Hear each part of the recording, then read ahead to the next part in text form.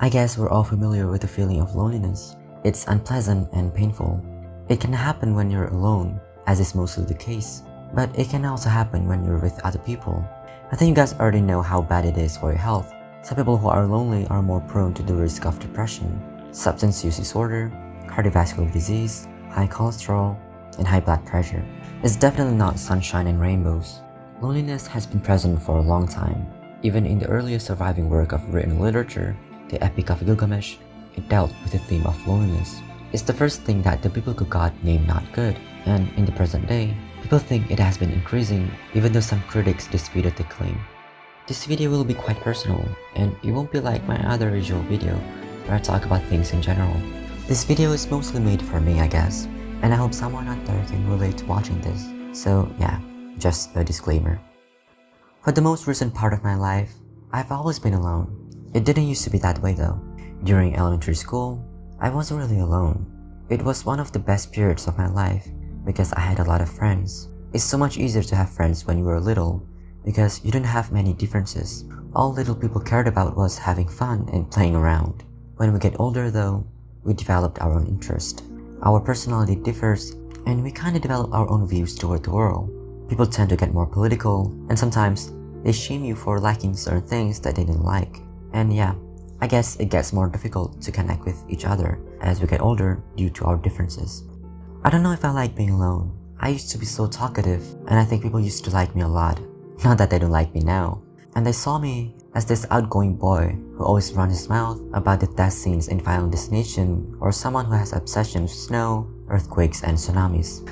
It all stopped when I was 15, when I was doing pretty bad academically, mostly because I didn't attend some of the tests because I was not feeling good, and they weren't really that important anyway, so I skipped them. That, however, cost me a lot. I kind of lost confidence, and at the time, I just wanted to be seen as nerdy and geeky. I wanted to become mysterious, and I guess the main character syndrome is strong at the time of my development. So yeah, I kept most things to myself. I imagined myself being in a music video, a sad one of course, and I created this serious, sad, and non-smiling character who is prone to bullies because I just didn't want to stand out.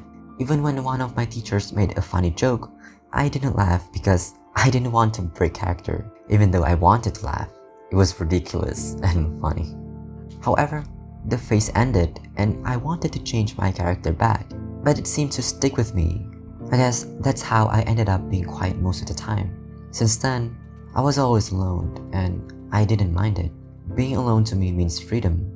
People aren't too close to you, so they don't feel like they have the privilege to say something when you do something they don't approve of. You can go anywhere without people asking your whereabouts, and I just like the freedom. It went on from my teen years until now. In the last 6 months, however, a certain event happened, and I felt lonely. I used to have a friend who I was really close to, but he suddenly ignored me completely without me knowing why. I confronted him. I asked him what was wrong, and he said everything was okay. But I think he was just being selective because he found other friends, since he did that to everyone he was initially close to, so not only me. Anyway, I was quite affected by it. During that time, I felt lonely, probably for the first time in my adult life. Usually, I was fine with being alone, but at that particular moment, I felt like I was missing out on things, like there were missed opportunities and I could be in better situations, but instead, I wasn't because I was there sitting alone. It's like I have friends, but they're not here, and I could have used the opportunity to be with them, something like that. But don't worry, I only felt lonely for a week, and then other friends reached out to me, and that was fine. But even when I have other friends, it's really hard to find someone you can connect to. Sure, I can talk about some things that I feel really strongly about, but if they just listen just to not hurt my feelings, I don't feel satisfied. I feel like I'm not being listened to.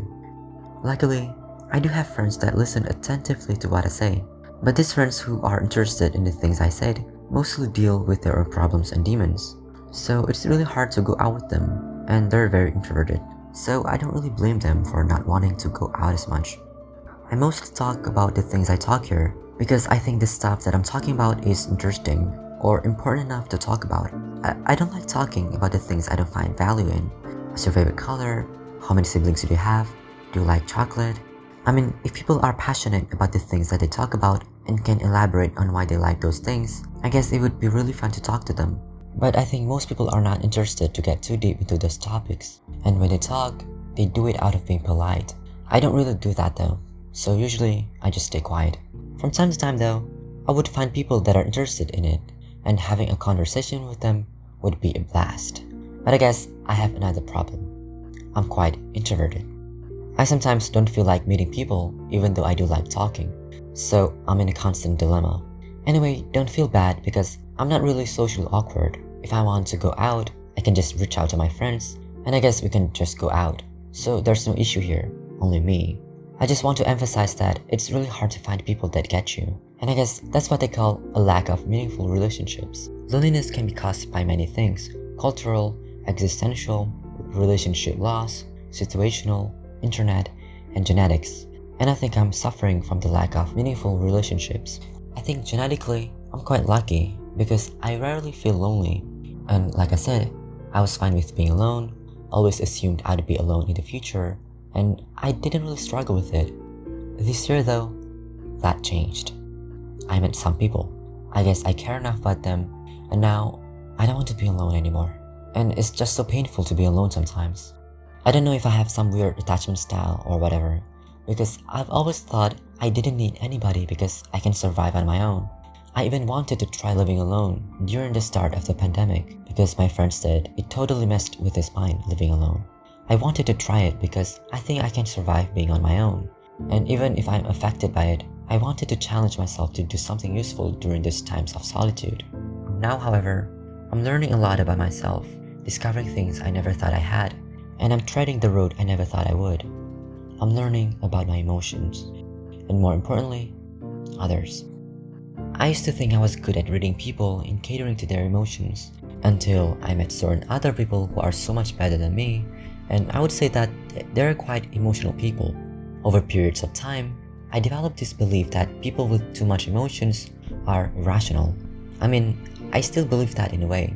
I hate it when people focus too much on their emotions, when they prefer subjectivity rather than objectivity, and have stupid arguments over little things because in a way they want to be right, and subjectivity is the way to go to be right even though they were wrong, because in subjectivity, you can always be right depending on how you present your words.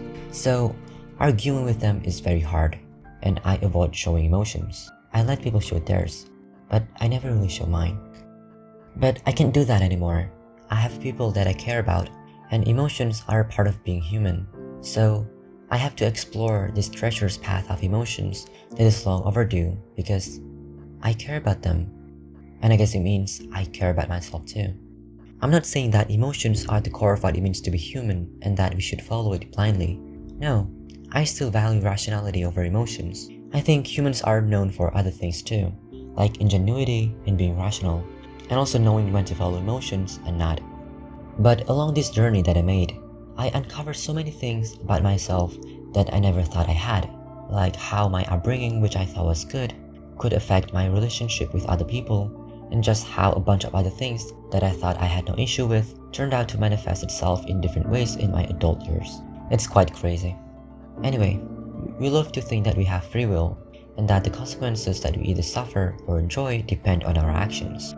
So we are not just our emotions, and there are times when we should fight them, especially when we're overwhelmed with them. It also doesn't mean that you're not being yourself when you restrict yourself from following your emotions, because the same can be said when you follow too much of your emotions. You're not being yourself. You can say things you don't mean, and it can hurt people. Some people think we should embrace who we are and just be the person we are born as. But we are messy creatures. We are born with messy things and desires.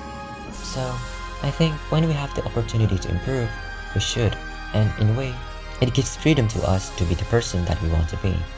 So, because of this freedom that we seemingly have, or at least that's what we want to think, I want to be with the people that I care about. With this freedom, I want to be understanding, and I want to be a good person. I choose to not be in solitude and live alone for the rest of my life, even though I thought it would give me a lot of freedom to pursue my biggest dreams, no matter how unrealistic and uncertain they were. Or maybe I was just being pessimistic about how a group of people can achieve great things. But now, I don't really mind all that, and I think there are a lot of ways I can achieve my dreams without limiting myself to solitude. So yeah, I was okay with being alone, but now, I chose not to. Thank you. Thank you for watching, you guys. I wanted to mix my personal experience and the things that I've read about loneliness in this video, but it would be too long and I don't want to make another 30-minute video like the last one I made about poverty. And also, there's this weird shift in my tone when talking about the educational nature of loneliness and my personal experience. So I figured that it's better to make another video on loneliness with significantly less personal experience. But it's been so much fun making this one. I love personal videos because they make me feel things, I guess. But yeah, thank you guys for watching. It means a lot.